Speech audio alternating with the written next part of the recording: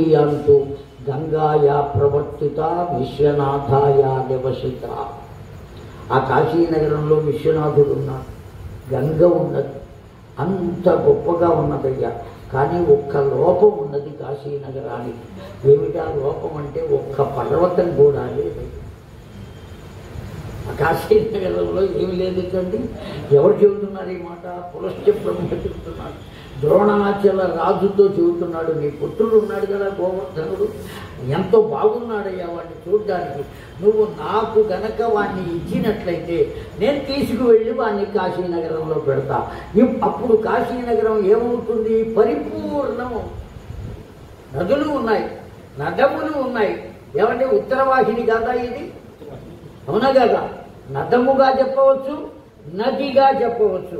అందులో ఏమాత్రం సందేహం లేదు. ఎదురు ప్రవహించేది నదము, వాలుగా ప్రవహించేది నది. అర్థమైందా అండి?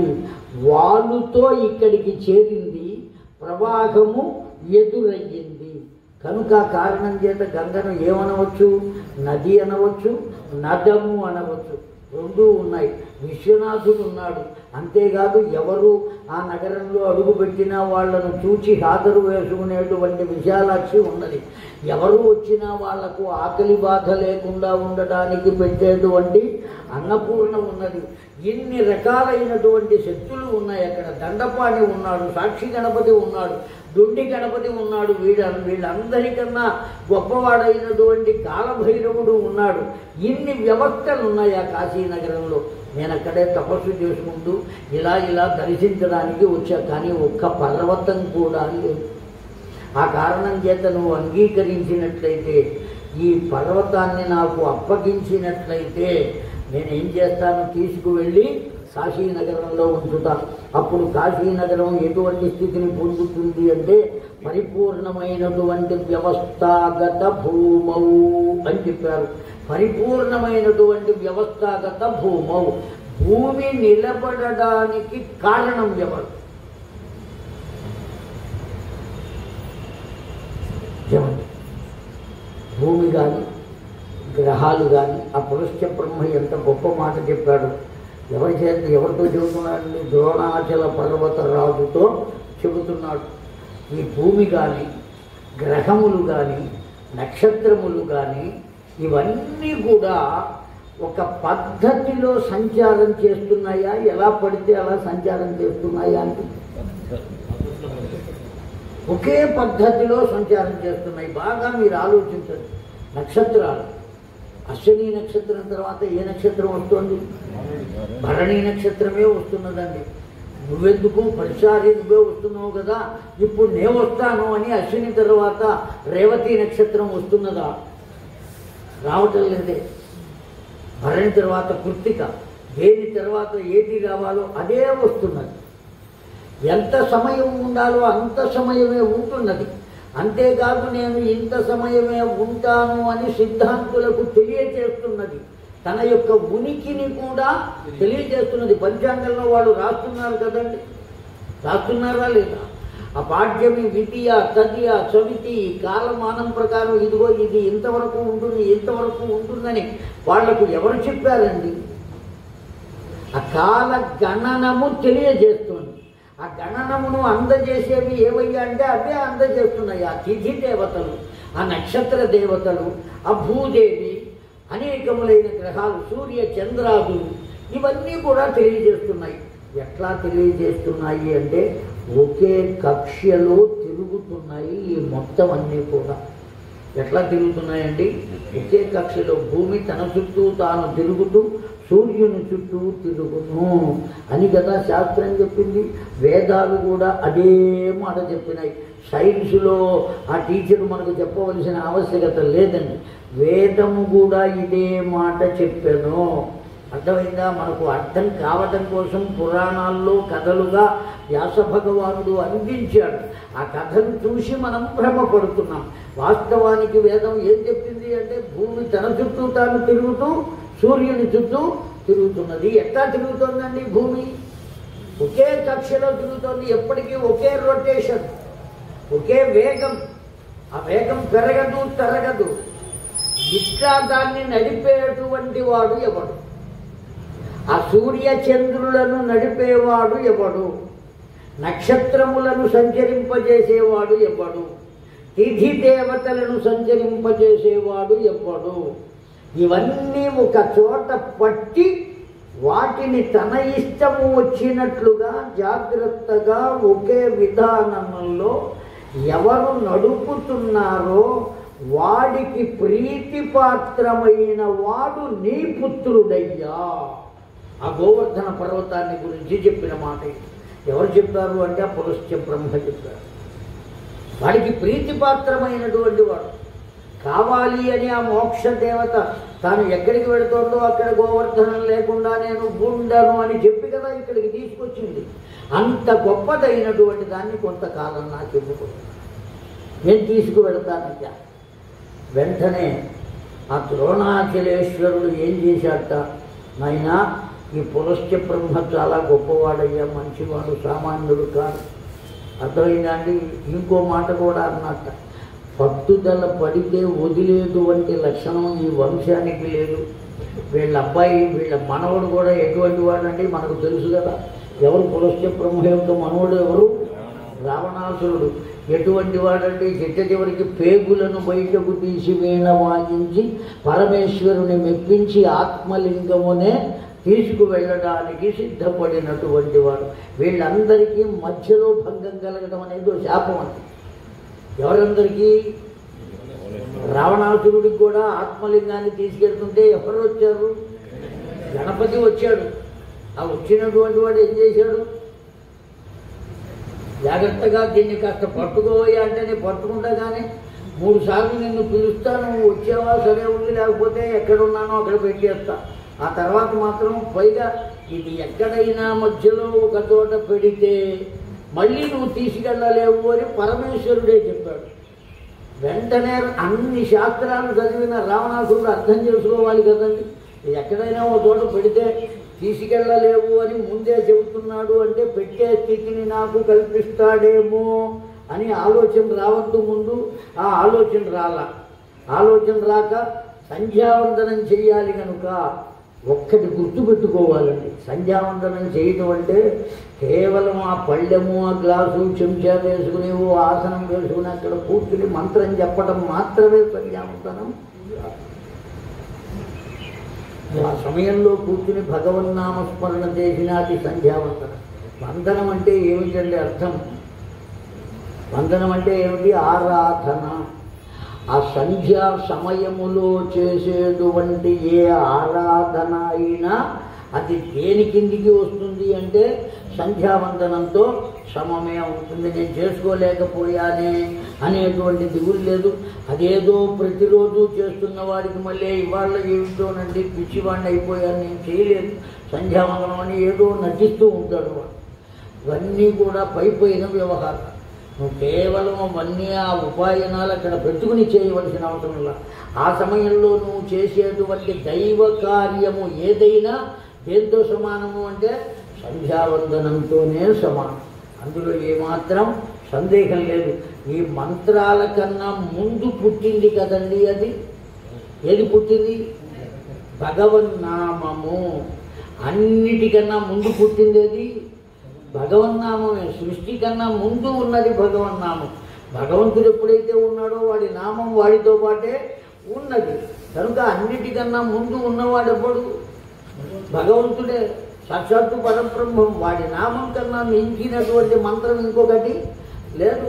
మనం మొన్న చెప్పుకున్నాం, వేదముల నుంచి మనకు వచ్చినటువంటి మంత్రములు 2 ఓం నమో నారాయణాయ, ఓం నమ శివాయ. మిగిలిన మంత్రాలన్నీ కూడా తర్వాత ఉత్పన్నమైనవే కదా, ఋషిప్రోక్తమైనవే కదా. కనుక వీటన్నిటికన్నా ముందే ఉన్నటువంటి మంత్రరాజము ఏది అంటే కేవలం భగవన్నామము. ప్రత్యేకించి రామానో, కృష్ణానో, ముకుందానో, కేశవానో అనవలసిన పల్లె. భగవంత అన్నా అది నామం. కేవలం భగవంతుణ్ణి స్మరించడం కూడా భగవన్ నామమే. ఆ పేరుతోనే తలుచుకోవాలి అనేటువంటి నియమం కూడా నాస్తితే నియమం సర్వత్రా అని చెప్పింది. అర్థమైందా అండి? కనుక అంత దివ్యమైనటువంటిది. ఆ భగవంతుని యొక్క శక్తి కనుక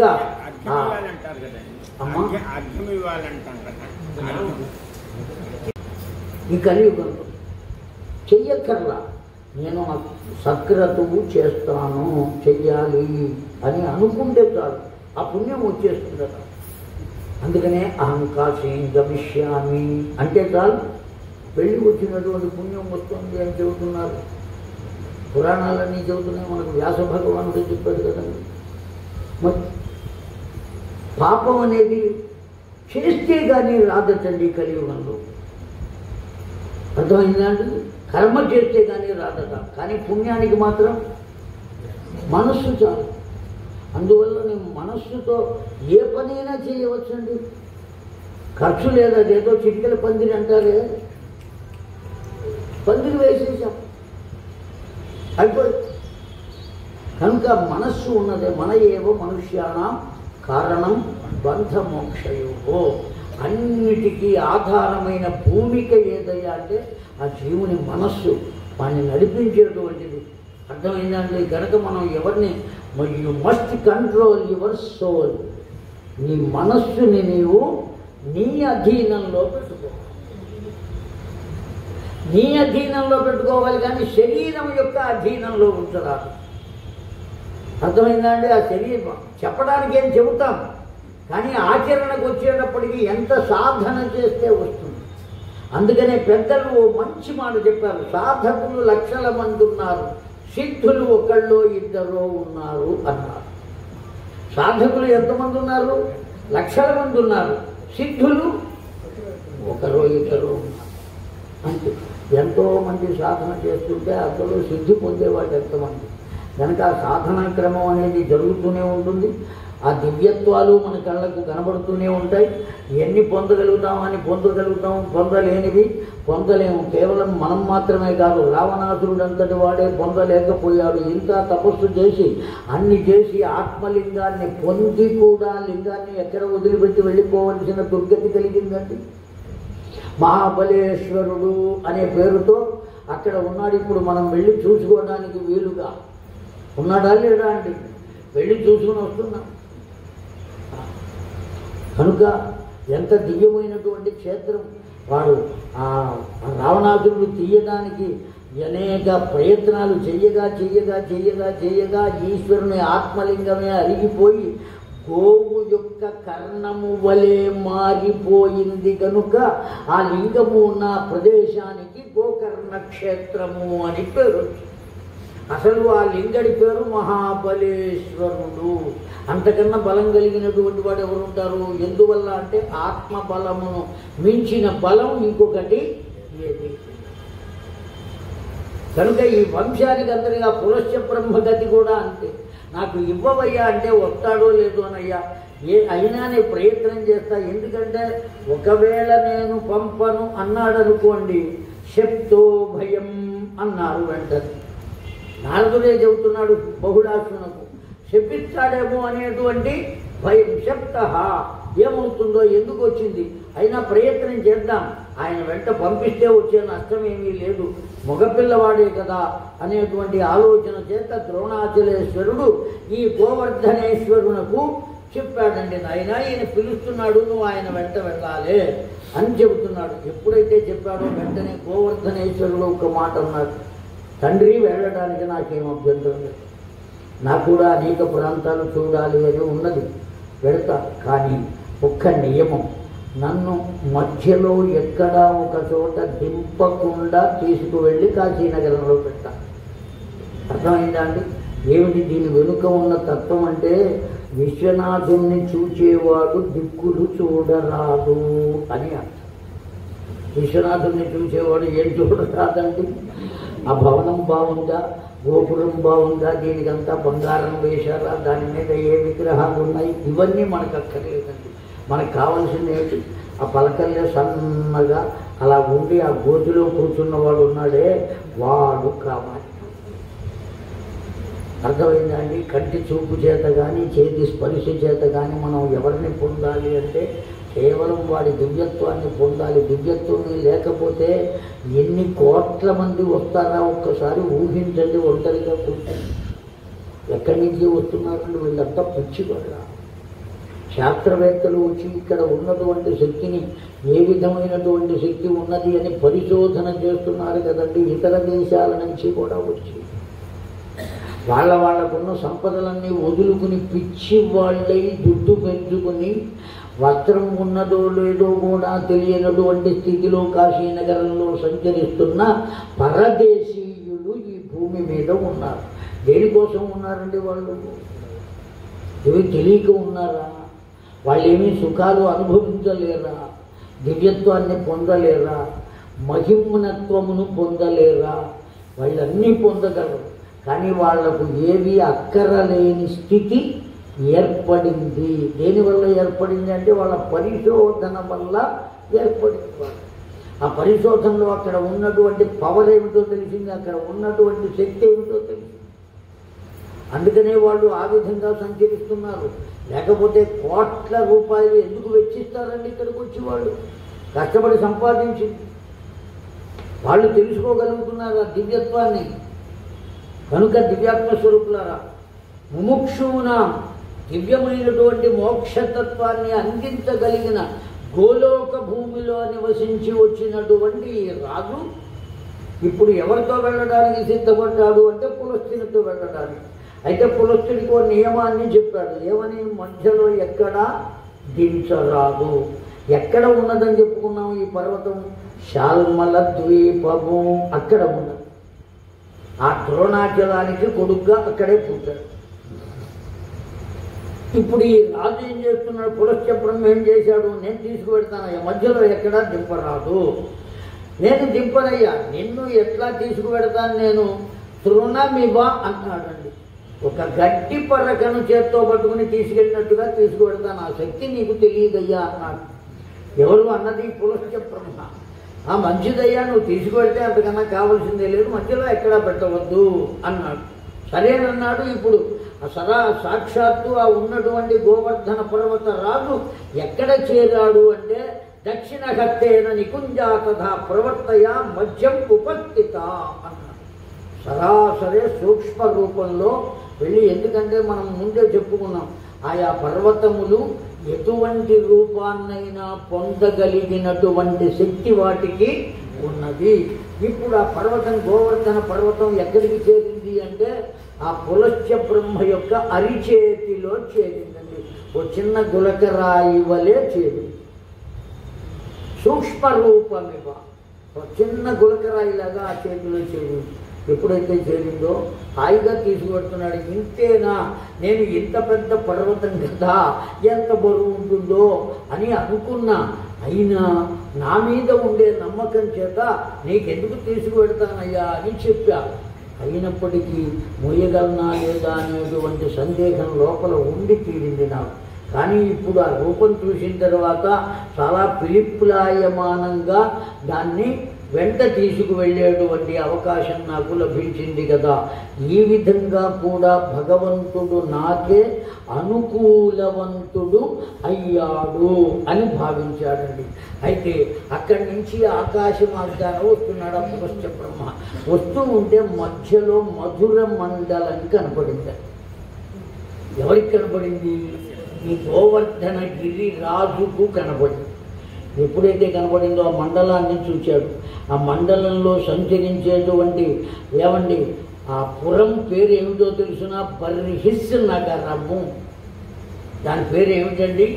బర్హిస్ నగరము. 4 క్రోసుల దూరంలో తనకు తానుగా రాజై పరిపాలనా విషయాన్ని ఏర్పాటు చేసుకుని నగర నిర్మాణం చేసుకున్నాడు. బర్హిస్ నగరం. ఆ నగరానికి ఆ పేరు పెట్టాడు. బర్హిస్ అంటే నిన్న మనం చెప్పుకున్నాం దర్భ అని, అదే పవిత్రము అని. అంత పవిత్రమైనటువంటి పేరు పెట్టుకున్నాడు. ఎవరు పెట్టుకుంది? వృషభానుడు. ఆ నగరంలోనే ఆవిడ లభించింది. ఆవిడ కూడా ఎట్లా లభించింది? ఇంకో పెద్ద మనిషి అడిగారండి. వారి సందేహానికి నివారణ ఇప్పుడు దగ్గర వారు ఉన్నారో లేదో తెలియదు. ఏమండి ఆవిడ ఎలా లభించింది? మనం నిన్న చెప్పుకున్నాం. ఏమని? ముగ్గురకు కూడా అయోనిజలై సంతతి కలిగింది, కానీ జరాయుజములై సంతతి కలగలేదు, తల్లి గర్భం నుంచి పుట్టలేదు. రాధాదేవి కానీ, ఆ మేనాదేవికి పార్వతీదేవి కానీ, జనక మహారాజు భార్య అయినటువంటి రత్నమాలకు సీతమ్మ కానీ ఎలా లభించారు? అయోనిజలయే లభించారు. ఈవిడ రాధాదేవి ఎలా లభించిందండి? ఆ వృషభానుని భార్య కళావతి గర్భవతి అయ్యి ఆవిడని పొందలేదా? ఆ కళావతి ఇప్పుడు కీర్తిగా ఉన్నది. ఆ కీర్తి అనబడేటువంటి ఆవిడ గర్భంలో ప్రవేశించి రాలేదా అంటే రాలేదు అన్నారు. ఎక్కడికి అంటే భగవత్ ప్రేరితమైనటువంటి వృషభానుడు ఈ కీర్తి ఇద్దరు కూడా భగవంతుడే వెంట పెట్టుకుని తీసుకెళ్తున్నాడండి. అర్థమైందా అండి? తీసుకువెళ్ళగా ఒకానొక చోట ఒక సరస్సు దగ్గర ఆగమన్నట్ట. ఎవరు ఆగమన్నది? సాక్షాత్తు పరాత్పరుడే. ఆ సరస్సు దివ్యంగా ఉన్నది. వెండి రేకులతో తాపటం చేసినట్టుగా తల మెరిసిపోతున్నదట. ఆ దివ్యమైన సరస్సులో జాగ్రత్తగా వింటున్నారా? ఎక్కడ చెప్పబడింది అంటే గర్గ భాగవతంలో అయితే చెప్పలేదు, కానీ ఈ పరిస్థితి అంతా కూడా ఏం చెప్పాడు గర్గాచార్యులు? ఈ విధంగా ఆవిర్భవించింది అని చెప్పాడు, కానీ విధానం ఏమిటో చెప్పాలా. కానీ బ్రహ్మవైవర్త పురాణం అని ఓ పురాణం ఉన్నది. దాంట్లో చెప్పబడి ఉన్నది. ఏమని చెప్పబడి ఉన్నది? ఆ రాధాదేవి గురించి కేవలం ఈ ఒక్క పురాణంలో కాదండి, అనేకమైనటువంటి పురాణాల్లో విస్తారంగా దేవీ భాగవతంలో కూడా ఉన్నది. కనుక ఆవిడ ఓ దివ్యమైనటువంటి సహస్రతల పద్మం ఉద్భవించిందట ఆ సరస్సు నుంచి.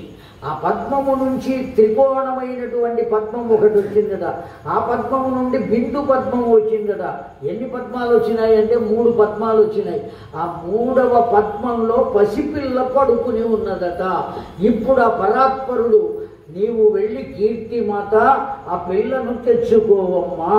ఆవిడ వెంటనే తలదించుకుని, సరస్సు కదా, నాకు భయం అంటే నీవేమీ భయం లేదు, నీ కాళ్లకు కూడా పద్మములు వస్తాయి అని చెబితే అలా పద్మముల మీద నడుచుకుంటూ వెళ్ళి పద్మస్థమయ్యి ఆ మధ్యలో బిందు రూపమయ్యున్న సాక్షాత్తు జగదంబ పసిపిల్లగా ఉంటే తెచ్చుకుని పెంచింది ఆ రాధాదేవి. ఆ విధంగా ఉద్భవించిందా? సామాన్యమైనటువంటి స్థితి కాదు. ఆ తల్లి కోరుకున్న గోవర్ధనం ఎంత గొప్ప స్థితిలో ఉంటుంది. ఇప్పుడు ఆ గోవర్ధనానికి ఎవరు కనపడ్డారండి? ఆ బర్హిస్త్ నగరం కనబడింది. ఆ తాను అంటే ఇష్టపడేటువంటి ఒకానొక పరాత్పరి అనబడేటువంటి దేవత ఎక్కడ ఉన్నది అంటే అక్కడే ఉంది. ఆ బర్హిస్త్ నగరమే ఇప్పుడు మన చేత ఏమని పిలువబడుతోంది? బర్సానా అని పిలువబడుతున్నది. అర్థమైందండి? ఆ పేరు కాస్త మన నోళ్లలో పడి ఏమైంది? ఘటానుగతికోలోకు అని అనేక మార్పులు చెందినట్టుగా బర్సానాగా మన చేత సంబోధింపబడుతున్నది. ఆ నగరం అంతా వృషభానుడు ఏర్పాటు చేసుకున్నటువంటి 10 లక్షల ఆవులకు అధిపతి ఉన్నటువంటి వాడు. ఒక ఆవు 2 ఆవులు కాదండి, 10 లక్షల ఆవులు. ఆనాడు కేవలం ఆ గోవులను కాపాడుకోవటమే జీవనము అనే భావన కలిగినటువంటి. ఇవాళ రోజున గోదానం ఇస్తామన్నా ఆవును ఎక్కడ పెట్టుకోవాలి? దానికి సేవ ఎవరు చేస్తారు? ఆ కింద ఉన్న పేడ, మట్టి, ఆ చెత్త చెదారం ఇవన్నీ ఎవరు చేస్తారు? దానికి మేత ఎవరు పెడతారు? ఇంతకన్నా గొప్పదైనటువంటి భాగ్యం ఇంకొకటి లేదండి. కృష్ణ పరమాత్మకే చిన్నతనంలో దృష్టి దోషం కలిగిందని ఆ శకటాసురుడు, తృణావర్తుడు వాళ్ళు వచ్చినప్పుడు గర్గాచార్యులు వారు ఏం చెప్పారయ్యా అంటే, పంచగవ్యములను నీళ్లతో కలిపి ఆ నీటితో కృష్ణ పరమాత్మకు స్నానం చేయించారట ఆ దోషం పోవటానికి. ఎవరికి స్నానం చేయించారటండి? గర్గాచార్యుల వారు చెప్పిందే గర్గ సంహితలో. సామాన్యమైందంటే ఆ గోమాత ఒక గడ్డి పరక నోటికి అందించినా ఎవరికి అందించినట్టు సమస్త దేవగణములు ఆ గోమాత యొక్క దేహంలో నిక్షిప్తమై ఉన్నాయి, స్థితమై ఉన్నాయి, యోగ్యమై ఉన్నాయి. ఆ కారణం చేత ఒక 4 రోజులు ఆ పసరు ఆ గోవుకు పెట్టడానికి కావలసిన ద్రవ్యాన్ని మనం ఇస్తే అందులో వచ్చేటువంటి నష్టం మనకు లేదు. సరిగదా? ఆ గోమాత యొక్క ఆశీర్వచనం చేత గొప్ప స్థితిని పొందుతామండి. ఆ గోమాత ఆశీర్వచనం బయటికి వినపడేది కాదు. ఆ చూపులు, ఆ కంటితో చూపులు, ఆ కళ్ళు ఎట్లా ఉంటాయండి, ఆ గోవుకు పరీక్ష చేసి చూడండి. అంత దివ్యత్వం ఉంటుంది ఆ గోవు చూపులో, ఆ మాధుర్యం ఉంటుంది. అటువంటి గోవులు కనబడినాయి అక్కడ. గోలోకంలో ఉండేటువంటి గోవులన్నీ అక్కడ కనబడినాయి. ఆ గోలోక భూమి కనబడింది. ఆ పరసానాలో ఎవరు కనబడ్డారు అంటే మోక్షదేవత కనబడింది. ఆ మధుర మండలం కనబడింది. ఇవన్నీ కనబడేటప్పటికీ తన పూర్వ పరిచయం గుర్తుకొచ్చింది. ఎవరికి? ఆ గోవర్ధన పర్వతరాజుకు. ఎప్పుడైతే ఆ పూర్వ పరిచయం గుర్తుకొచ్చిందో ఒళ్ళు పులకరించింది. మనకు కూడా చిన్నప్పుడు పుట్టిన ఊరు, ఆ చదువుకున్న ఊరు, ఆ ఊరు ఒకవేళ పొరపాటున వెళ్ళాలి అనే బుద్ధి కలిగి వెళితే ఆ చదువుకున్న పాఠశాల చూస్తే ఎంత ఉప్పొంగిపోతాం. మనం ఉన్న ఇంటి వైపు చూస్తే ఎంత ఆనందపడతాం. ఏమంటే ఆ బజారులో మనం తిరిగినటువంటి ఆ కృష్ణ పరమాత్మ దగ్గరికి కుచేలుడు వెళ్ళినప్పుడు వాళ్ళిద్దరూ కలిసి ఎన్ని విషయాలు మాట్లాడుకున్నారో శ్రీమద్ భాగవతం చెప్పింది. ఆ సాందీపని దగ్గర ఉన్నప్పుడు ఏమేం చేశారో, ఎట్లా ఉన్నారో, ఎలా మాట్లాడుకున్నారో ఈ విషయాలన్నీ కూడా తెలియజేశారు. కనుక అటువంటి మాధుర్యమైనటువంటి తత్వాన్ని అందించగలిగిన మధుర మండలం దర్శనమిచ్చింది. ఎప్పుడైతే దర్శనమిచ్చిందో ఈ గోవర్ధన పర్వత రాజు ఏమనుకున్నాడు అంటే ఇక్కడి నుంచి ఇక వెళ్ళకూడదు అనుకున్నాడు. ఈ పురస్య బ్రహ్మతో ఆయన ఎక్కడికి తీసుకెళ్తున్నాడో అక్కడికి మనం వెళ్ళొద్దు, ఆ కాశీనగరం వెళ్ళొద్దు, ఇదిగో ఇక్కడే ఉండాలి అని అనుకున్నాడు. ఎప్పుడైతే అనుకున్నాడో వెంటనే తన శరీరము యొక్క బరువును పెంచాడట. అన్ని రకాలైనటువంటి శక్తులు ఉన్నాయి కదా. ఇప్పటికే చాలా దూరం ప్రయాణం చేసి ఉన్నాడు కనుక కాస్త అలసట పొంది ఉన్నాడు. ఎవరు? పులస్య బ్రహ్మ. ఈ అలసట పొంది ఉన్నటువంటి వాడు ఎప్పుడైతే బరువు కాస్త పెరిగిందో ఏమనుకున్నట్ట, స్వస్థతో భూయాత్ ప్రాప్తో భూత్ అంట. కాసేపు ఇక్కడ పెట్టి కొద్దిసేపు విశ్రాంతి తీసుకుని మరల బయలుదేరి పెడదామనుకున్నాడండి. లీలా అవిరళంకరిష్యతే భూరిభారం తదౌకరే. తన చేతికి కలిగినటువంటి ఆ భారాన్ని తగ్గించుకోవడానికి ఆ పర్వతాన్ని ఏం చేశాడండి? కింద పెట్టాడు. చక్కగా కూర్చున్నాడు. కాసేపు విశ్రాంతి తీసుకున్నాడా, ఇక బయలుదేరదాం అనుకుని మళ్ళీ రావయ్యా గోవర్ధన పర్వత రాజా అన్నాడు. వెంటనే గోవర్ధన పర్వతాత అన్నట్టండి, భారంత తదేకరో న ప్రచలంతి తే మయా నియమం వ్యవస్థిత వచసి పూర్వం అన్నాడు. అర్థమైందా అండి? నేను పూర్వమే నీవు నన్ను తీసుకురావడానికి ముందే ఒక నియమాన్ని ఏర్పాటు చేశానయ్యా. ఆ నియమాన్ని అనుసరించి నన్ను మధ్యలో ఎక్కడైనా దింపినట్లయితే మాత్రం నేను మళ్ళీ కదిలి రాను అని చెప్పాను. నీవు మరి ఆలోచించకుండా కింద పెట్టావు. మరి నువ్వు కింద పెట్టేటప్పుడు నాతో చెప్పాలి కదా, కింద పెడుతున్నావయ్యా మళ్ళీ నేను ఇక్కడి నుంచి కదలను అని నాకు గుర్తు చేయొద్దా అంటే వెంటనే ఆయన ఏమన్నాడో తెలిసిన, జ్ఞేయసే పరితృప్తయా నచేవచసు పరాయోగ్యతే నిత్యం సభాయాం తథా జ్ఞప్తో భవతు తే వచః. నేను చెప్పినటువంటి దాన్ని గుర్తు పెట్టుకోవలసినటువంటి బాధ్యత ఎవరిది? నీవు. ఇంకొకరి బాధ్యతను నేను భరించను. అసలు నా పేరే గిరిరాజు, అవునా కాదా అండి? ఎవరిని నేను మొయ్యాలి? ఒకే ఒక్కరిని మొయ్యాలి అని చెప్పారండి. ఎవరిని మొయ్యాలి అంటే ధరణిం బద్ధయిత్వా అన్నారు. భూమిని నేను భరించాలి. ఈ భూమి ఇట్లా ఉన్నది అంటే దీనికి కారణం ఎవరు అంటే పర్వతాలు ఉన్నాయి కనుక భూమి ఆగిందండి. లేకపోతే భూమండలం సక్రమంగా ఉండే అవకాశం లేదు. ఈ భూమి మీద మన ఇచ్చ వచ్చినట్టుగా మనం తిరుగుతూ ఉంటే మనం ఆగేటువంటి అవకాశం కూడా లేదు. దీన్ని పట్టి నిలబెడుతున్నది ఎవరు అంటే పర్వతము. ఆ పర్వతాలు జాగ్రత్తగా మోస్తున్నాయి. పైకి ఎంత ఎత్తున కనబడుతున్నావో భూమి లోపల కూడా ఈ పర్వతములు ఎంత ఉన్నాయండి? అంతా ఉన్నాయి. పైన ఎంత కనబడుతున్నాయో భూమి లోపల అంత ఉన్నాయి. సామాన్యమైనటువంటివి కావు. అంత దివ్యమైనటువంటి తత్వం కలిగిన నేను నీకు ఒకసారి చెప్పా. ఎందుకంటే నీ ఎందు ఉండే గౌరవం చేతనే చెప్పా. నువ్వు ఎక్కడ కింద పెట్టవయ్యా, పెట్టవద్దయ్యా, పెడితే మాత్రం నేను కదలనయ్యా అని చెప్పా. నీవు ఆ విషయాన్ని మరిచిపోయి ఏం చేసావు, కింద పెట్టావు.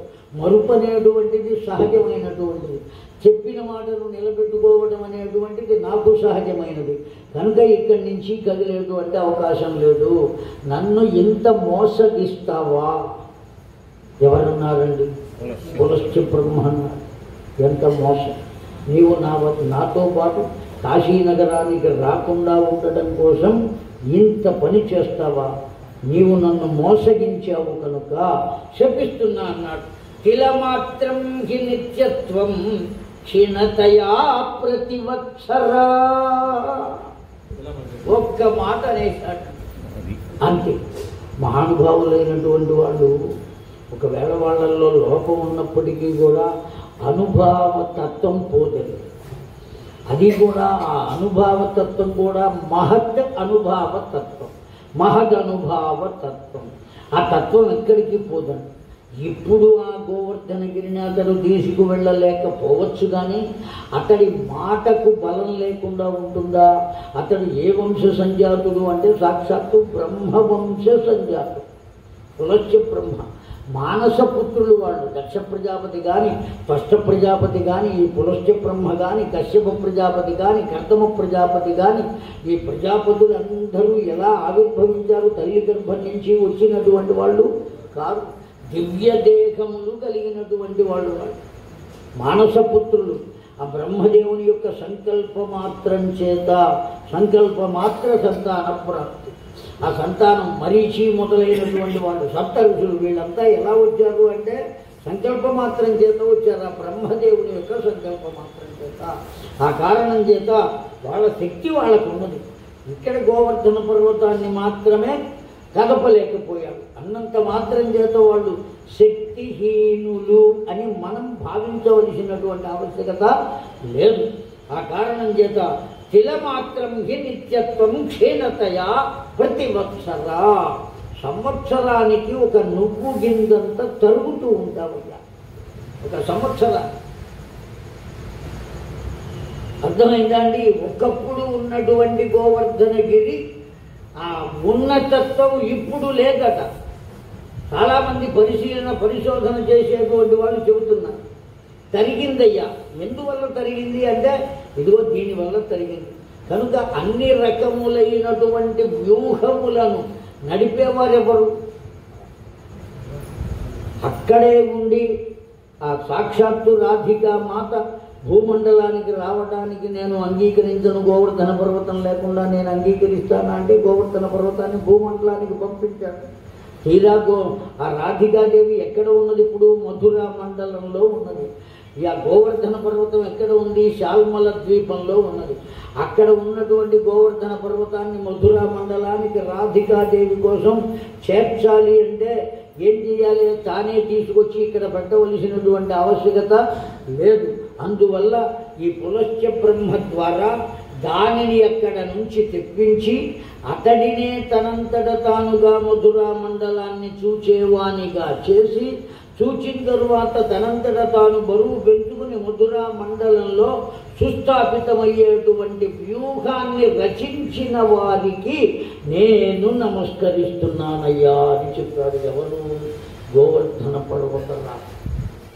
ఆ విధంగా బృందావన క్షేత్రము వద్దకు చేరినటువంటి పర్వత రాజమే ఎవరు అంటే గోవర్ధన పర్వతం. అదేదో రాళ్ళు రప్పలు ఏర్పాటు చేత కలిగినది కాదు. ఆ గోవర్ధన పర్వతం నుంచి ఒకానొక సమయంలో ఓ బహుళాశ్వ రాజా నే చెబుతున్నా విను. ఆ యజ్ఞం చేసే సందర్భంలో యమునా నదీ జలాన్ని తీసుకురాకపోతే నా వత్సయా తృప్తయా ప్రాప్తో భూమండలే ఏవత్తదేకరవు సదా పశ్యతి కృష్ణం బాలం ముకుందం అన్నాడు. యమునా నదీ జలాన్ని నందరాజు తెచ్చుకోకపోతే కలశ స్థాపన చేసేటప్పుడు గంగేచ అన్నారు. వెంటనే ఏమనాలి? యమునేచ. యమునా నదీ జలం లేదు, ఆ కలశంలో పోయాలి. నందరాజుకు దుఃఖం వచ్చింది. ఏం చేయాలి? ఇప్పుడు ఎవరిని ఆదేశించాడు అంటే ఆ గోవర్ధన పర్వత రాజును ఆదేశించాడు. యమున కావాలి, ఇవ్వవయ్యా. ఎప్పుడైతే ఇవ్వవయ్యా అన్నాడో వెంటనే గోవర్ధన పర్వత రాజు తన నుండే యమునా నదిని సృష్టించి ఎవరికి అప్పచెప్పాడు? కృష్ణ పరమాత్మకు అప్పచెప్పాడు. కనుక ఏ కర్మనైనా చేయడానికి పరమాత్మకు ఎటువంటి శక్తి ఉన్నదో పరమాత్మ యొక్క ఆజ్ఞను అనుసరించి ప్రవర్తించేటువంటి శక్తి ఎవరికి ఉన్నది? ఆనాడు పర్వతములకు కూడా ఉన్నదయ్యా. పులశ్చ బ్రహ్మ ఆ విధంగా దివ్యత్వాన్ని పొంది ఉన్నాడయ్యా. ఆ గోవర్ధన పర్వతం యొక్క దివ్యత్వం ఈ విధంగా కలిగింది. ఇప్పటికీ అది తీర్థమై అనేక మంది చేత కీర్తింపబడుతూ చివరికి గోవర్ధనగిరి దేవాలయం ఉన్నదండి బృందావనంలో. చూచారా మీరు? గోవర్ధన గిరిధారి దేవాలయం కాదు, గోవర్ధనగిరి దేవాలయం. దేవత పర్వత రూపంలోనే ఉంటుంది. అర్థమైందండి? బృందావనానికి పశ్చిమ దిక్కులో ఉంటుందట. ఆ రుక్మిణీదేవి ఎప్పుడూ వెళ్ళి దర్శనం చేసుకుంటూ ఉండేదట. ఆ గోవర్ధన పర్వత రాజును ఎక్కడ? ఆ దేవాలయంలో. ఎప్పుడు కృష్ణ పరమాత్మ అవతారం ఉపసంహారం అయిపోయిన తర్వాత అంత దివ్యత్వాన్ని పొందినటువంటిదని గర్గాచార్యుల వారే చెబుతున్నారు. గగన మార్గం తధేయం మధురా మండలం కృష్ణం ముకుందం ద్వాపరాంతం తథైవ యుజ్యతే. ద్వాపర అంతము నుండి నెమ్మదిగా తరుగుతూ ఇప్పటికి ఉన్నటువంటి వారికి కూడా దర్శనీయమైన స్థితిలో గోవర్ధన పర్వతం అక్కడ ఉన్నది అని తెలుస్తున్నది అంటే ఆ చూచుకున్నటువంటి వాళ్ళ అదృష్టమయ్యా. ఆ శాపము చేత, పులస్త్యుని యొక్క శాపము చేత ఏ విధంగానూ అక్కడ లేదు అని అనుకున్నదనుకోండి. తర్వాత గోలోకం నుంచి భూమండలానికి వచ్చిన గోవర్ధన పర్వతానికి నమస్కారం చేసుకునేటువంటి అవకాశం ఆ తరువాత తరాల వాళ్లకు ఉన్నదాండి. శాపాన్ని అనుసరించి తరిగిపోతూ ఉంటే ఉంటుంది కదా. ఆ తర్వాత కనపడకపోతే వచ్చినటువంటి వాళ్ళు ఏ పర్వతాన్ని దర్శనం చేసుకుంటారు? గోలోక పర్వతాన్ని. కనుక మనమంతా ఎంత అదృష్టవంతులం. ఈ గాథను ఎవరైతే శ్రవణం చేస్తున్నారో వాళ్ళు, ఎవరైతే ఆ గోవర్ధన పర్వతాన్ని స్మరిస్తారో, ఎవరైతే గోవర్ధన పర్వత దర్శనం చేస్తారో వాళ్ళు ఎటువంటి స్థితిని పొందుతారు అంటే ఆ గోవర్ధనుని యొక్క వాచికము చేత గోలోకమునకు చేరుకునేటువంటి స్థితిని కల్పిస్తారు. ఆ గోవర్ధన పర్వతరాజే చెబుతాట, నన్ను పూజించారయ్యా, నా చుట్టూ ప్రదక్షిణం చేశారయ్యా వీళ్ళు, కనుక వీళ్లకు గోలోక ప్రాప్తిని కల్పించవయ్యా, రికమెండ్ చేస్తాడు. ఎవరు చేసేది? ఆ గోవర్ధన పర్వతరాజు ఎవరితో రికమెండ్ చేస్తాడండి? సాక్షాత్తు గోలోకనాథుడైనటువంటి గోవర్ధన పర్వతం చెప్పింది అంటే మెదలకుండా లోపలికి రమ్మనమంటాడు తప్ప మీరు ఇక్కడికి రావడానికి వీలు లేదు అని దేవతలు ఎట్లయితే త్రిశంకుని పంపించారో ఆ విధంగా పంపే అవకాశం. అంత దివ్యత్వాన్ని పొందుతారు. ఒక్క పర్వతమే కాదయ్యా, ఓ బహుళాశ్వ మహారాజా, ఇక్కడికి వచ్చినటువంటి విరజ నది, ఆ విరజ అనేటువంటి నదిని గురించి చెబుతున్నా, జాగ్రత్తగా వినవయ్యా. నిన్న మనం కొద్దిగా సూక్ష్మప్రాయంగా చెప్పుకున్నాం. రజ అంటే రజస్సు అని. రజస్సు అంటే కోరిక అని అర్థం. రజోగుణము, రజోగుణ తత్వంతో కూడుకున్నటువంటిది కోరిక. ఏ కోరిక లేని స్థితి ఏదైతే ఉంటుందో దాన్ని మనం ఏమంటాం? విరజ అని అంటామండి. ఈ విరజ అనబడేటువంటిది తత్వయోగమై ఉన్నదండి. తత్వయోగమై ఉన్నటువంటి ఒకానొక స్త్రీ తత్వమునే పొందితే సాక్షాత్తు లక్ష్మీదేవితో ఆమెకు స్పర్ధ కలిగింది. స్పర్ధ కలగటం చేత లక్ష్మీదేవి యొక్క శాపము చేత ఆవిడ ఏమిగా ప్రవహించిందట? నదిగా ప్రవహించిందటండి, శాపవశం చేత. అత పూర్వం ఏ రూపంతో ఉన్నది? మామూలు స్వస్థ రూపంతోనే ఉన్నది. కానీ స్పర్ధ వల్ల శక్తురాలై నదిగా ప్రవహించింది. ఇక్కడ ఒక్క నిమిషం ఆగుదాం. మనం అనేకములైనటువంటి పురాణముల్లో మనం చదువుకుంటున్నాం. సరస్వతీదేవి, గాయత్రీదేవి వీళ్ళందరూ ఉన్నారు. దేవీ భాగవతంలో ఓ చరిత్ర చెప్పబడుతుంది. బ్రహ్మగారు ఒకనొక సందర్భంలో ఓ సత్క్రతువు చేయడానికి సిద్ధపడతారు. బ్రహ్మగారు ఆ సత్క్రతువు చేయడానికి సిద్ధపడి సరస్వతీదేవిని త్వరగా రమ్మనమన్నారు. దేవి భాగవతం అని చెప్పింది. త్వరగా రమ్మనమంటే ఆవిడ రావడానికి ఆలస్యమైంది. ఎందుకు ఆలస్యమైందంటే అలంకారం చేస్తుంది. ఆ నిలువుటద్దం ముందు నిలబడింది, చక్కగా దూముకుంటోంది, నగలు వేసుకుంటోంది, బొట్టు పెట్టుకుంటోంది, ఘాటికి పెట్టుకుంటోంది. ఎంతసేపు బ్రహ్మగారు ఇప్పటికి 4 సార్లు పిలిచాడు, ఆవిడ రాల. కానీ ఈ సత్క్రతువు చేయడానికి ముహూర్తం పెట్టాడు. ఆ ముహూర్త సమయానికి ఆవిడ వచ్చి చేతిలో ఏం పోయాలి, ఆచమనం చేయడానికి నీళ్లు పోయాలి. మరి భార్య లేదు కనుక ఎవరిని తీసుకొచ్చి కూర్చోబెట్టుకున్నాడు? గాయత్రీదేవిని తీసుకొచ్చి కూర్చోబెట్టుకున్నాడు. ఎప్పుడైతే గాయత్రీదేవిని తీసుకొచ్చి కూర్చోబెట్టుకున్నాడో ఆ తరువాత వచ్చింది ఆవిడ. ఆ వచ్చినటువంటి సరస్వతీదేవి చూచి ఆగ్రహించి ఏం చేసిందండి, నీవు రూపం లేకుండా ఉంటావు కదా అని చెప్పించింది ఆవిడ. చెప్పించేటప్పటికే గాయత్రీదేవి కూడా ఆగ్రహం కలిగి నీవు నీడై ప్రవహిస్తావు గాక అని చెప్పించింది దేవిని. అర్థమైందండి? అంతేకాదు ఎవరికి కనబడకుండా ఉంటావు కాక అని కూడా చెప్పించింది. అందుకనే సరస్వతీ నది ఏమయ్యింది, అంతర్లీనమై ప్రవహిస్తున్నది. అయితే వేదాంతులు ఏమని చెప్పారు దీనికి అంటే సరస్వతీదేవి జ్ఞానము యొక్క స్వరూపం. జాగ్రత్తగా వింటున్నారు కదండి. సరస్వతీదేవి ఏ స్వరూపము? జ్ఞానము యొక్క స్వరూపం. అందుకనే ఆవిడ యొక్క రూపాన్ని మనం చిత్తరువు గీసుకునేటప్పుడు ఎలా గీసుకుంటాము? ఓ హంస మీద కూర్చుని ఉంటుంది, తెల్లని వస్త్రాన్ని కట్టుకుని ఉంటుంది, ఒక చేత గ్రంథాన్ని పట్టుకుంటుంది, ఒక చేత మాల తీసుకుని ఉంటుంది, 2 చేతులతో ఆ వీణను మీటుతూ ఉంటుంది. వీణ ఎవరితో సమానము అంటే శబ్ద బ్రహ్మముతో సమానం. సరస్వతీదేవి యొక్క అనుగ్రహమే లేకపోతే శబ్దము ఉత్పన్నమయ్యేటువంటి అవకాశమే లేదు. వీణ కూడా దేనికి సంకేతము? శబ్దమునకు సంకేతం. మీటితే వీణ నుండి ఏం వస్తుంది? శబ్దము, స్వరం వస్తుంది. శబ్దమునకు సంకేతం. కనుక శబ్ద బ్రహ్మమే తాను అని చెప్పటం కోసం సంకేతమే చేతిలో వీణ. నిరంతరము అధ్యయనము చేస్తూ ఉండవలసిందే ఎంతటి పండితుడైనప్పటికీ కూడా. అర్థమైందండి? చాలామందికి సందేహం కలగచ్చు. ఆ పుస్తకాలు పెట్టుకుని కాగితాలు పెట్టుకుని ఇవన్నీ చూసి చెబుతున్నాడు, వీడికి రాదేమో అనేటువంటి సందేహం కూడా చాలామంది కలగవచ్చు. పురాణం అన్న తర్వాత గ్రంథం లేకుండా చెప్పేటువంటి అవకాశమే. ఉపన్యాసం వేరు, ప్రవచనం వేరు, పురాణం వేరు. అర్థమైందండి? ఉపన్యాసం చెప్పడానికి నీకు గ్రంథంతో పని లేదు, విషయంతో కూడా పని లేదు. ఉపన్యాసం చెప్పడానికి కావలసింది మైక్ ఉంటే చాలు, ఇంకేం మాట్లాడలేదు. అర్థమైందా అండి? వాడు అనేక రకాలుగా చెబుతూ ఉంటాడు, ఎక్కడి నుంచో ఎక్కడికో వెళుతూ ఉంటాడు. దాన్నే శాఖోపసంక్రమణము అని పండితులు చెబుతూ ఉంటారు. ప్రవచనం అనేక రకాలైన విషయాలు ఇతరమైనవి మాట్లాడకుండా కేవలం ఒకే ఒక్క దాన్ని గురించి ఏ గ్రంథ ఆధారము లేకుండా ముందుకు వెళ్ళేటువంటి చెవి ఏదైతే ఉన్నదో దాన్ని ప్రవచనము అని అంటాం. ప్రకృష్టమైన వచనం.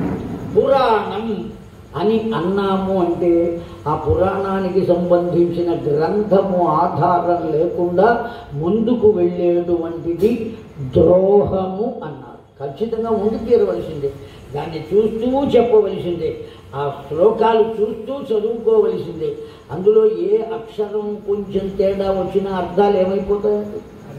పూర్తిగా మారిపోతాయి. అందువల్ల దేన్ని ఆధారంగా చేసుకుని వెళ్ళాలంటే గ్రంథాధారం ఖచ్చితంగా ఉండి తీరవలసిందే. దాంట్లో తెలియకపోవడం, తెలియటం ఇటువంటివి ఏవి ఉండవండి. ఆధారం అనేది లేకుండా ముందుకు వెళ్ళే అవకాశం లేదు. కనుక దేనికైనా సరే ఒక ప్రత్యేకమైనటువంటి తత్వం ఒక్కొక్క వ్యవస్థకు పూర్వపు ఋషులే మనకు ఏర్పాటు చేసి వెళ్ళారు. కనుక ఎవరిని గురించి ఏ విధంగానూ మన ఇష్టం వచ్చినట్టు మనం భావించే అవకాశం, ఎక్కడ ఏ వస్తువు ఎలా ఉంటుందో ఏం చెప్పగలుగుతాం. ఇక్కడ ఆ సరస్వతి అంటే కేవలం ఆ శబ్ద బ్రహ్మం యొక్క రూపమే వీణ. ఆ వీణను తన చేతులు పట్టుకున్నది అంటే అర్థం నేనే శబ్ద బ్రహ్మను అని ఆవిడ చెప్పటం. చేతిలో గ్రంథాన్ని ఎందుకు పట్టుకున్నదంటే నిత్యము ఆ గ్రంథాన్ని నువ్వు ఏం చేస్తూ ఉండాలి, అవలోడనం చేస్తూనే ఉండాలి, చదువుతూనే ఉండాలి. ఎన్నిసార్లు అయినా చెప్పవచ్చు, ఏమైనా చెప్పవచ్చు. అయినప్పటికీ నీకు ఆధారంగా ఏది ఉండి తీరాలి, గ్రంథం ఉండాలి. మరి చేతిలో మాల ఎందుకు ఉండయా? ఆ గ్రంథంలో ఏ విషయాన్నైతే నీవు పొందుతున్నావో ఆ పొందబడినటువంటి విషయాన్ని నిరంతరం ఏం చేయాలి, మననం చేయవలే. ఇన్ని చేస్తే నీకు దివ్యమైన లక్షణం కలుగుతుంది. ఏమిటా లక్షణం అంటే ఆ లక్షణాన్ని తెలియజేసేటువంటిది ఏదో దాన్ని వాహనంగా చేసుకుని కూర్చుంది ఆవిడ. ఏమిటది? హంస. ఎందుకని ఆ హంసకు క్షీర నీర న్యాయము ఉన్నది అని పెద్దలు చెబుతారు. అది నీళ్ళు వదిలేసి పాలన తాగడం మనం ఎప్పుడు చూసామండి ఎప్పుడైనా? కాకపోతే పెద్దలు పురాణాల్లో మహానుభావులు చెప్పారు కనుక సత్యమని నమ్ముతున్నాం. అట్లాగే నీటిని వేరు చేసి క్షీరమును మాత్రమే స్వీకరిస్తుంది హంస. విద్యావేత్త అయి జ్ఞాని అయినటువంటి వాడు దుర్మార్గమును వదిలి సన్మార్గమును మాత్రమే స్వీకరించును అని చెప్పడం కోసమనే హంస మీద కూర్చుని ఉన్నది. తెల్లని వస్త్రాన్ని ఎందుకు ధరించి ఉన్నది? జ్ఞాని అయిన వారి మనస్సు ఏ మచ్చ లేకుండా తెల్లగా ఉంటుంది. ఇవన్నీ కూడా వాటిని ఏమంటామంటే సాంకేతికమైనటువంటి గుర్తు అని అంటాం. ఏమంటామండి దాన్ని? సాంకేతికమైనటువంటి చిహ్నము అని.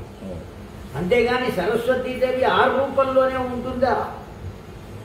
ఏమండి, ఆ లక్ష్మీదేవి నిలబడి ఉంటే సంకనం బిందె పెట్టుకుంటుంది, దాంట్లోంచి రాలుతూ ఉంటుంది. డబ్బు అంటే చిల్లరేనా అండి? నోట్లు చూస్తున్నాం, వాటి కోసం వెతుక్కుంటున్నాం కదా మనం. కానీ ఆవిడ దగ్గర ఏమున్నది? కేవలం చిల్లరే ఉన్నది. మనకన్నా చాలా తక్కువ స్థితిలో ఉన్నది ఆ తల్లి. ఏం చెబుతామండి?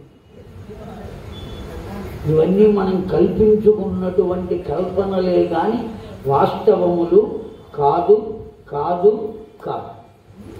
ఇవన్నీ తత్వయోగములను. వాస్తవమైనటువంటి వాటిని మనం పట్టుకోవాలి అంటే ఏది సంపద? ఇప్పుడు మనం చెప్పుకున్నదే నిజమైన సంపద అండి. ఏం చెప్పుకున్నాం? జ్ఞానము గురించి చెప్పుకున్నాం. ఈ జ్ఞానమే నిజమైనటువంటి సంపద. ఏ వస్తువుకైనా శక్తికి రూపం ఎవరు అంటే పార్వతీదేవి. జ్ఞానమే నిజమైనటువంటి బలం మనిషికి. అజ్ఞాని అయినటువంటి వాడు లోకంలో ఎంత సంపద ఉన్నా ఉపయోగం లేదండి. 100 కోట్ల ఆస్తి ఉంది, వాడు అజ్ఞాని. ఏమాత్రం జ్ఞానం లేదు. ఈ 100 కోట్లు 3 రోజుల లోపల నాశనం అయిపోతుంది. అవునా కాదా అండి? ఏమన్నా ప్రయోజనం ఉందే వాడికి? కనుక అసలైన బలం దేని వల్ల కలుగుతుందండి? జ్ఞానం వల్ల. ఏకోహి జ్ఞానం పరితృప్తయా సర్వైహి మానవానాం. ఋగ్వేదంలో రుక్కండి. సర్వైహి మానవానాం. ఏది నిజమైన బలం, గొప్పదైన బలం అంటే ఏకోహి జ్ఞానం. జ్ఞానమే. జ్ఞానమే విద్య, జ్ఞానమే శక్తి, జ్ఞానమే ధనం. కనుక జ్ఞానము యొక్క స్వరూపమే సాక్షాత్తు పర అంబిక, పరాత్పరి, అమ్మ అనేక రకాల పేర్లతో. అయితే బలంగా ఉన్నప్పుడు జ్ఞానం కనపడవచ్చు. అర్థమవుతుందా అండి? ఘనంగా ఉన్నప్పుడు జ్ఞానం కనపడవచ్చు. కానీ విద్య రూపంలో ఉన్నటువంటి జ్ఞానం దర్శనం ఇవ్వదు. అర్థమైందా అండి? అందుకని ఆ సరస్వతి అనబడేటువంటిది విద్యారూపమైనటువంటి జ్ఞానతత్వమే బయటకు కనపడకుండా అంతర్వాహినిగా ఉన్నది అని చెప్పటంలో కారణం. అంతే తప్ప భలే లోపల కనబడుతోంది ఆకుపచ్చగా, ఏమిటి వీడికి కనబడేది? మనస్సులో అనిపిస్తోంది అంతర్వాహిని కదా ఈ లోపల ఉన్నది అని. మనస్సు ఎప్పుడైతే మన ఏవ మనుష్యానం కారణం బంధమోక్షయో కదండి, ఆ కారణం చేత ఆ ఉన్నది అనిపిస్తుంది. అనిపించడం కూడా మంచిదే. ఉన్నది అనుకుంటాడు కనుక నమస్కారం చేసుకుంటాడు. అవునా కాదా అండి? కానీ అది ఏ స్వరూపం? జ్ఞానస్వరూపం. కనుక లోకంలో దైవతత్వాలన్నీ కూడా ఏ విధంగా ఉంటాయి అంటే ఈ విధంగానే ఉంటాయి. శాప కారణం చేత ఏ తత్వాన్ని పొందుతాయి అంటే ప్రవాహతత్వాన్ని పొందుతాయి. బాగా గుర్తుపెట్టుకుందాం మనం. ప్రవాహతత్వం ఎప్పుడైతే కలుగుతుందో వ్యాపకత్వం కలుగుతుంది. ఏం కలుగుతుందండి? వ్యాపకత్వం. ఒక రూపాన్ని పొందితే ఒక్క చోట ఉంటుంది, అదే ప్రవాహతత్వాన్ని పొందితే. కనుక శాపం అనేది ఇక్కడ వరం అవుతుందా శాపం అవుతుందా? వరమే అవుతుందండి. ఆ విధంగా శాపవశం చేత లోకానికి వరమై విరజ అనే పేరుతో ప్రవహిస్తున్నది ఈ నది. ఎంత గొప్పది అంటే అనేకములైనటువంటి బ్రహ్మాండములకు జనక స్థానము విరజ. అర్థమైందండి? కొత్త కొత్త లోకాలు, కొత్త కొత్త విషయాలు పొందాలి అంటే రెండు నశించాలి. ఏమిటి? అహంకార మమకారములు నశించాలి. ఎప్పుడైతే నశిస్తాయో బ్రహ్మాండోత్పత్తి అయినట్టే. ఆ బ్రహ్మాండంలో ఉన్న బ్రహ్మాండ నాయకుడు నీ చేతికి అందినట్లే. మనం ఎవరిని పొందినట్టు అవుతుందండి? సాక్షాత్తు ఆ కృష్ణ పరమాత్మ ఎక్కడ ఉంటాడో మన ఇంట, మన వంట, మన కంటిలో మనకు కనబడుతూనే ఉంటాడు. ఎప్పుడు మనం కూడా విరజ అయి ఉండాలి. విరజ మాత్రమే అయి ఉండటం కాదు, ఈ విరజ ఎటువంటిదై ఉండాలి అంటే ప్రవాహ రూపంలో ఉండాలి. నీకు కలిగిన జ్ఞానం నీ ఒక్కడి వరకే కాకుండా 10 మందికి పంచిపెట్టగలిగేటువంటి స్థితి కనుక ఎప్పుడైతే కలుగుతుందో అప్పుడు ప్రతి ఒక్కరూ ఏ నదితో సమానం అవుతారని చెబుతున్నాడండి. ఈ మాట నారదుడు బహుళాశ్వునికి అందించాడు. మిగిలిన నదుల గురించి సాయంకాలం 5 గంటలకి కలుసుకుని మనవి చేసుకుందాం.